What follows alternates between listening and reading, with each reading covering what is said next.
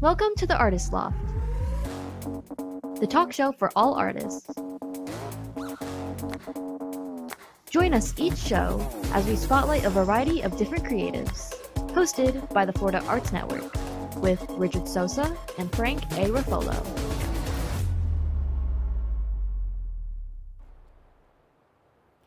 Hey, welcome Lofties, back. how are you? Yes, Lofties. I really like that name. How's everybody doing? Thanks for joining us on another episode of the Artist Loft. We are an arm of the Florida Arts Network, a 501c3 nonprofit for the arts. We have two goals. One is to help introduce kids to the arts, or the arts to kids, whichever way that goes. And the other is to celebrate the artists that are already creating it, whether they be actors, singers, writers, whatever, right? We're lacking in the arts. We really are. And we want to build that community. But we need your help. That's right. And for as little as $75, you can advertise on this show. We also offer video services for trailers, reels, and commercials. If you need that, just contact us on our website. We have a event coming up on the 26th, which is going to be a networking event. It's free. It's at the Hilton Rooftop in Pompano Beach. Yeah, Great venue. Yeah, Pier 6 Rooftop, Hilton. Right, and then you can also see me on the 15th at the Wellaby Mall. I'm going to be part of the Read Write Festival. I'm going to have a table there, so you can stop by my table and wish me and my wonderful wife Christine our 49th wedding anniversary. Yeah, 49 years. 49. Chris, I don't know how you've done it. Yeah, I really don't. I don't. she's just sitting there, but shaking her head. I don't. She must drink a lot. No, I'm kidding. I'm kidding. All right. So, our guest for today is a lovely young lady by the name of Jianny Adamo, who has written a book right here called Fearless Love, 7 Tango Steps for Breaking Free from Narcissists and Predators. I'm probably going to ask you about the tango steps, where that all came from. So without any, there we go, look at that. So without any further ado, welcome to the show, Jianny. Thank you, Richard. I'm so happy to be here. Oops, I fell down. Yep. Oh, yeah. The book fell down. Okay. There we go. You got it? All right. So the book, by the way, is a gift from me to you. So it's all yours. Oh, thank you. You're so welcome. And the book is an Amazon bestseller, and it's also a Kirkus Review recommended book. And I also received the New Author of the Year 2020 by audioreviewer.com. But anyways, so the book is about recovering from toxic relationships, basically, and recovering from narcissistic abuse and sexual trauma. And it's a journey where Elena is learning the Argentine tango, and she's learning lessons on love as she's learning. It's like an allegorical story. So the lessons on love represent the lessons in love between a man and a woman. Ah, okay, yeah, because I was wondering what's the relationship between that kind of trauma and tango. Yeah, so when I wrote the book, I actually myself was recovering from narcissistic abuse recovery. So I had a trauma, and the trauma actually propelled me to the Argentine tango. I had been dancing salsa and the Latin dances, but then I got introduced to the Argentine tango. And because I was dealing with the post-traumatic stress, the Argentine tango was like magical for me. And it became really an instrument of healing in addition to the therapy and everything else that I was doing. But the Argentine tango, then I did some research and I realized that it's very powerful. It includes the embrace, which is Yes. the hug. Yes. And that releases the oxytocin, which is the love hormone. Mm-hmm. And then we introduce, obviously, the human touch and the human embrace in a safe environment, in a safe zone for us. And then it's also movement and expression of the body. So it releases energy and self-expression. So there's so many components of the Argentine tango that actually is very healing and restorative. And while I was going through that journey of recovering from my trauma post being involved in a toxic relationship, it really, because when you're going through PTSD, you've got confusion, you can't sleep, you've got anxiety and stress, you've got way too many negative, let's say, emotions that have been evoked and awakened. And then on the other end, when I was dancing the Argentine tango, I would feel loved, cared, I felt safe, I felt blissful. So all of that on the other side was like a mechanism to contain the stress that had come upon me through this mass confusion after being involved in a toxic relationship. So that's how the book was born, out of that experience. Yeah, and it's amazing because you look at any of the art forms, whether it be dance or singing or acting, and they're all so therapeutic. You know, I usually relate to the acting because, I mean, that's my thing, right? And working out trauma through the characters that you develop. And you were working out your trauma through the dance. And the tango is a very powerful dance. It really is. I love watching the tango. It's absolutely. Now, can I do it? I don't know. I could try, but yeah, there's a lot of components. Well, the Argentine tango is technically just a walk. As long as you're walking to the steps, or the steps are coming in like with the beat, then you're doing the tango. Okay. But then, of course, it gets more complicated and it gets more intricate and a lot more elaborate. For that, you'll need a lot of lessons. Yeah. But you don't need a lot of lessons if you just want to walk with your partner and lead them through that dance. Yeah, slow, quick, slow. You know, that kind of thing. Then you can add to it. Well, it's like salsa. Salsa has, you know, basic steps, right? But then you can add on to it, you know, all the turns and the twirls and all that other stuff. But not only with the dancing, you also you're able to heal yourself also in writing too. So you can get all that emotion right on the page too, and then it comes out that way also.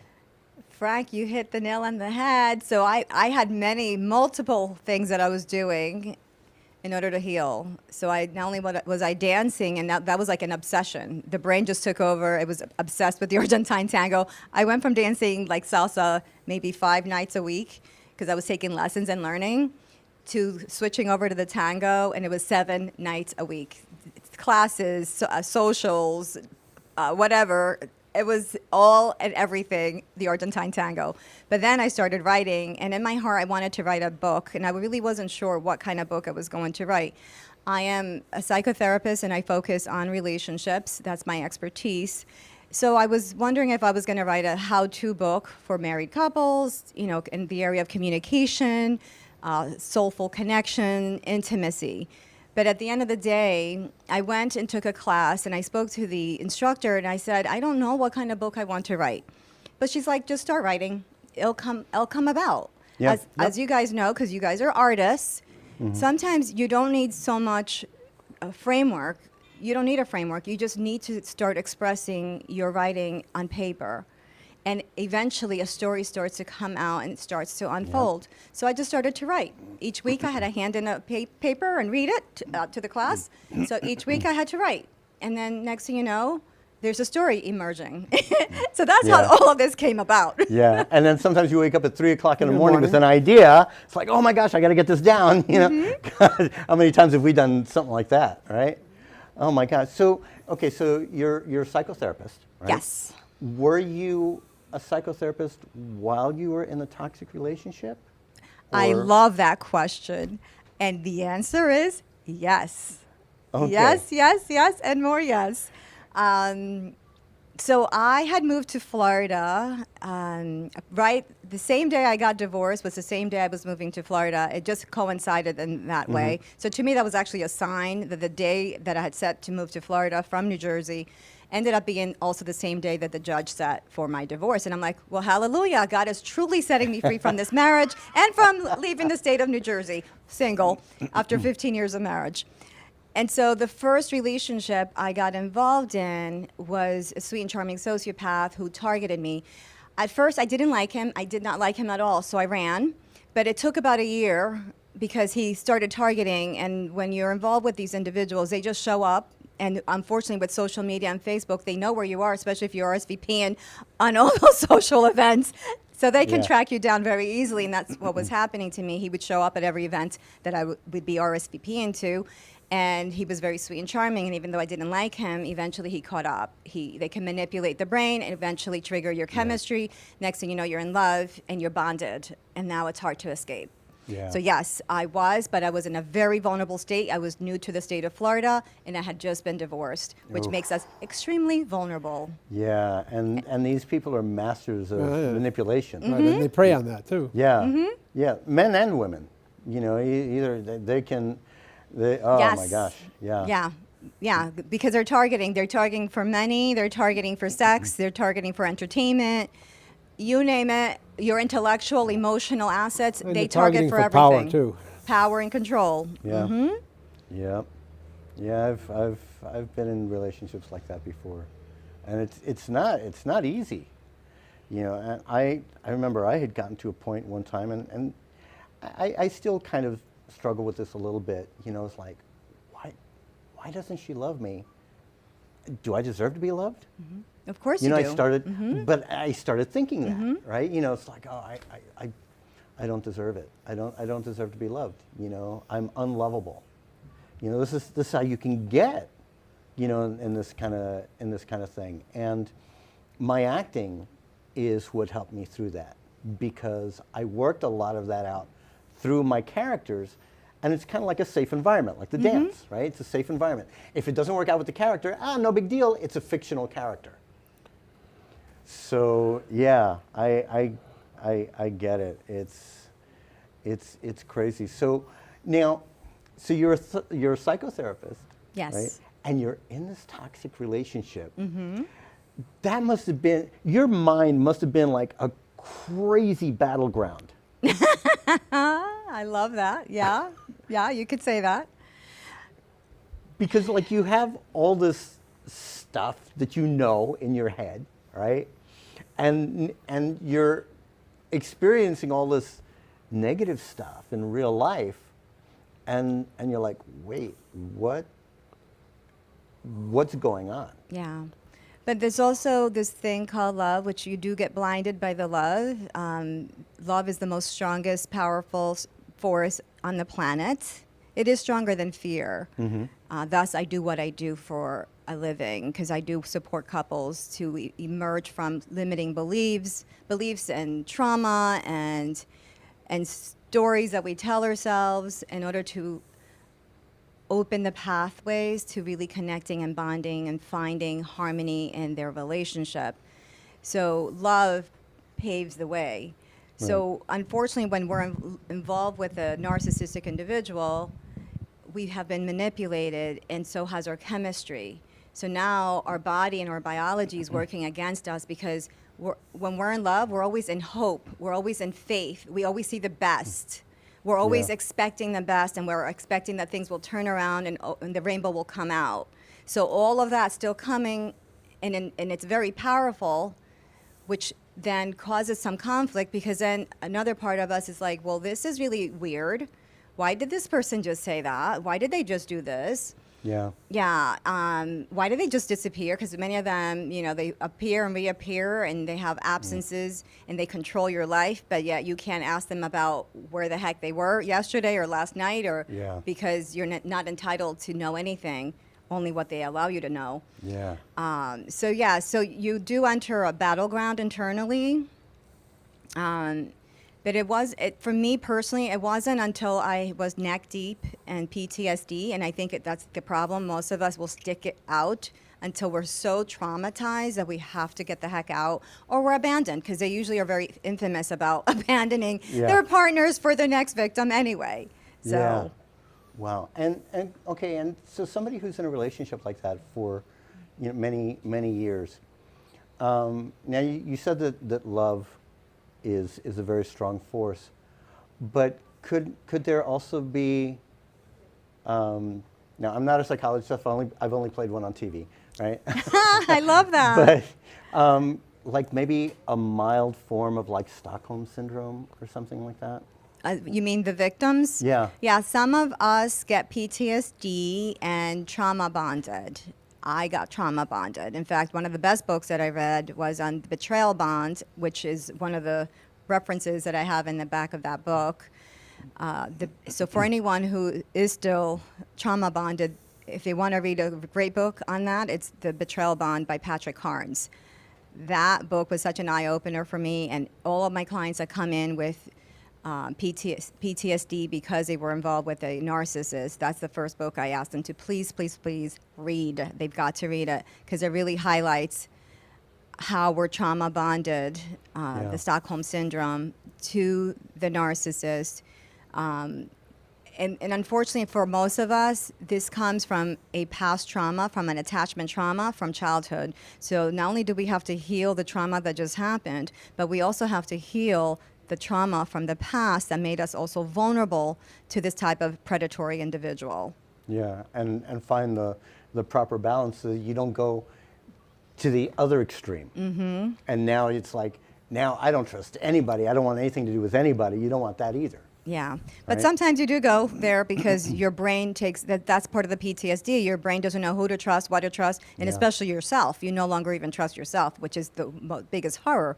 You cannot even trust in yourself anymore. So you have to go through the process of healing, the layers of betrayal, because that's what a narcissist does. They betray us at multiple levels, including having us, the victim, betray ourselves through self-abandonment. Because now we're abandoning our own truth and what's right for us to accommodate this individual who's only abusing and exploiting us.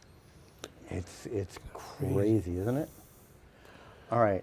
Oh my gosh, I can't believe how time is getting away from us. Yeah, we got a break. Yeah, we're gonna break for commercial right here, and we'll be back with Jianny right after.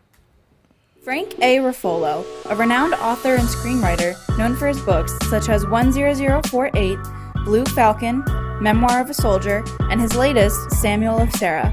Check out his website, frankaruffolo.com, for more info or purchase his books on Amazon.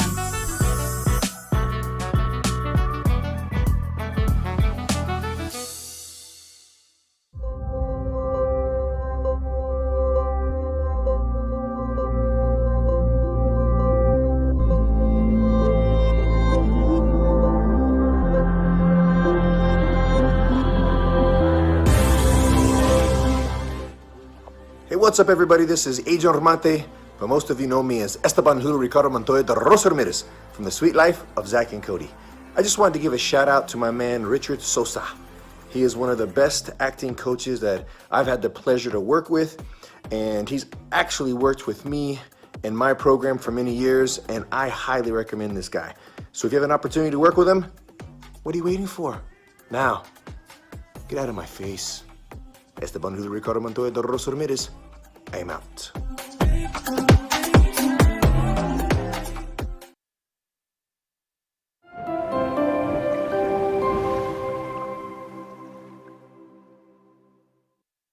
And we're back. Yeah, and we're back. All right. So we've been talking about your book, right? And your experiences, what led you to the book and everything else. But you have other plans for the book, though. I do. He's so cute. I do. In fact, as I wrote the book, there were multiple things going through my mind as I wrote this book. The first one is, yes, I wanted to fully understand what actually had happened to me, because that's the whole thing. You're actually like a detective as you're writing this book. Yeah. Trying to figure out and put the pieces together of your life and put everything back so your life can come back to like being centered again. But as I wrote that, I figured I not only wanted to write a classic for healing of narcissistic abuse and sexual trauma. I also wanted to turn the book into a movie or a film or some sort of series. So I want some sort of visual representation of the book, and that's very near and dear to my heart. Yeah, maybe like a documentary or something like that, or a series. Reality show or Whatever shows up, whatever door the Lord opens up for us, that's what I would be walking through. Yeah, I'm yeah. open. All right. Well, we're here to support you 100%. I would love to see that. Would you be starring in the movie? Or? Everyone asks that. If there was a film around this book, I would play the therapist part, because there is a therapist, but I would not be playing the main protagonist. I could do the therapist part, because that's easy for me. I could do the therapist part. Yeah. But it's kind of difficult to play yourself in a film. I think one of the worst things that a director can tell an actor is just be yourself. Oh, yeah, gosh. because then you start second guessing everything that you do, and like, wait, do I walk like that? Do I talk like that? Do I chew gum like that? Do I do this like that? You would be too much in your head. Mm-hmm. But with the therapist, I think, even though you are a therapist, I think that would be an easier thing for you to do. So yeah. So you've had some success with this book? I think so.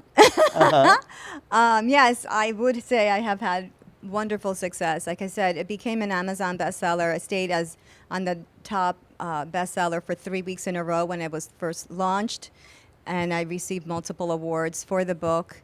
And the title, Fearless Love, the title is actually From Love Trauma to Fearless Love.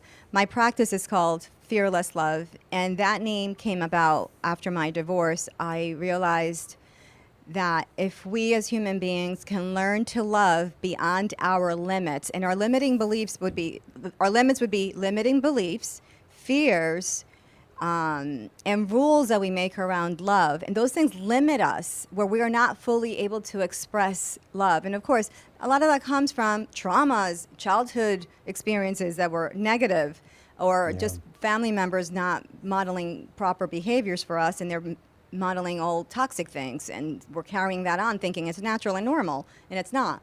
So that's where all that comes from. So my practice is really geared towards individuals and couples who want to break through their limiting beliefs, their relationship glass ceiling, let's say, and really move into a place where they're really flowing with their partner, with their spouse, in a place of harmony, being able to communicate effectively, being able to have soulful connections, and to be able to have passion and a passionate intimacy or intimate life. Yeah. I think those are the three main things that I really go after with my couples, and I know that they love working with me. I have great relationship with most of my clients that come through my practice. And they usually stay with me a while because they realize that they're so successful with the goals they set that they actually set new ones and want to work on new things in their lives. Where is your practice located, and how can they get in touch with you? I offer online therapy and couples intensives and couples retreats. And I am out of Delray Beach, Florida, and they can find me at fearlesslove.net. And I'm not sure if we're kind of coming to the end of this, but I do have a gift for your audience. I have a document that I wrote called 7 Relationship Fears that keep successful people from being happy. It's an easy read, and it's downloadable on my website, which is fearlesslove.net. So anyone who wants to know further about the things that we do to sabotage our relationships and our love life, this document will really help them to understand some of those fears and some of those limiting beliefs. Yeah, because in so many instances we tend to be our own worst enemy. It's like we have to get out of our own way sometimes if we want to succeed in whatever it is that we're doing. And so let me ask you, how does it feel when you see this couple that comes to you and they're just a mess, right? and then all of a sudden you see them working through, well, not all of a sudden, it takes time, right? But you see them working through that. That's got to give you an incredible sense of satisfaction. It's very rewarding. I know most people, when I tell them what I do for a living, are like, are you crazy? I would never be able to do that. And for me, it's like, it's a joy. It's, first of all, it's my calling. God has given me a calling on this planet, and it's this one to serve humanity in this capacity of the love and marriage and relationships and increasing the love and the bond and the intimacy. So no, it's extremely rewarding for me. And yes, I do get some couples that are on the verge of divorce, but not everybody comes in at that level. Thank God. So many people are more proactive, and they're like, hey, we've had perpetual issues that we can't resolve, or we really have issues communicating, or, you know, they have a low sex situation in the home, and they're not really having the intimacy that they want to have. So they'll come in to work on specific issues. And so how not long have you everyone's been doing this? I have been doing this for over 15 years, probably like 16, 17 years. I kind of stopped counting somewhere. Yes. Have you seen any change in the couples where they're coming in sooner than later? Are they more proactive now than they have been? Or are you seeing them before the end stages now? Or before were you seeing them at the end stages before? Or has it been about the same? Yeah, I have seen changes.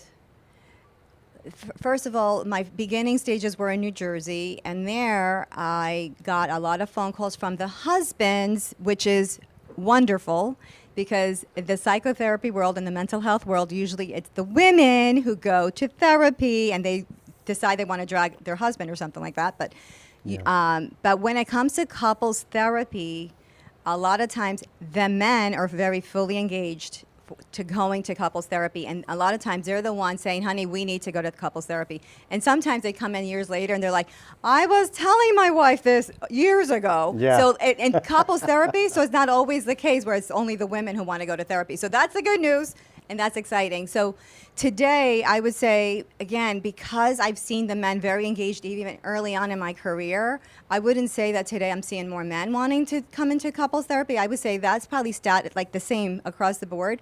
A non-narcissistic guy, because unfortunately we do have some of those high narcissistic ones who don't want to come to therapy. But guys with empathy and compassion and love and are committed, they're usually the first ones that want to go to therapy. So that's a wonderful thing. So I work really well with guys. Many times they'll even stay on with me for individual therapy because they realize I understand them, I get them, I speak their language, and I'm from New Jersey, so you know, like I could speak straight and to the point. So it's easy for me to connect. But in addition to the men are engaged, and that I've seen across the board. I think today, because we've made it so much more, like there's so much more awareness about emotional intelligence, I think a lot of the guys today have increased their emotional intelligence. So I am so honored and happy when I see couples and the guy can actually speak from his heart, and he's not like, doesn't have a deficit around his emotions. Even though we still have some of those guys, yes, we do. But today, like the younger generation, the guys can speak from their hearts, and they can speak about what they're feeling and express it or label it properly. And I love that, because that's a much faster path through whatever issues they're having. All right. Wow. Well, we just got the signal. Yeah. It's the end of the fun time. Yeah, I know. It always amazes me how quickly this show goes by. I mean, I know it's only 30 minutes, but oh my gosh, it seems like 2. It's crazy. Well, Jianny, thank you so much for being on the show. You get some Wonderful interesting guest. stuff. Yeah, I can't wait to dive into this book. Oh, good. Well, it's a pleasure to be here. Thank you, Richard. Thank you, Frank. And again, for your audience, if they're interested in knowing more about me, they'll find me at fearlesslove.net, and they can actually download the PDF on the 7 relationship fears keeping successful people from being happy. There you go. Fantastic. Thank you so much. All right, and again, this show, we bring on all kinds of guests, all kinds of interesting stuff, and we want to continue doing this, but we need your help, guys. We really do. We need donations. Yeah, we please are- consider going to our website. Yeah. We do have a GoFundMe active right now, so if you can donate $1, $10, or $5, or as much as you can. If you can't, just refer your friends to our website, and Or 1, 5, and 10,000. or 1, 5, or 10,000. Yeah. We are a 501c3, Yeah. so all your donations are tax deductible. Right. Now make a quick correction. I said I'll be at the Wellaby Mall this weekend. It's the Wellington Mall in Wellington, Florida, from 11 o'clock in the morning to 4 in the afternoon. There'll be about 35 authors there, so stop on by. Oh, wow, that's a lot of writers out there. Not a writer. Holy smoke. All right. Well, thanks for joining us once again, and we will see you in 2 weeks. 2 weeks.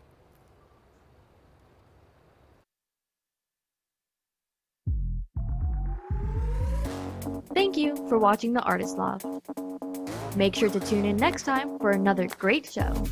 A show that was produced by Ant Media Productions and hosted by the Florida Arts Network with your hosts Richard Sosa and Frank A. Ruffolo.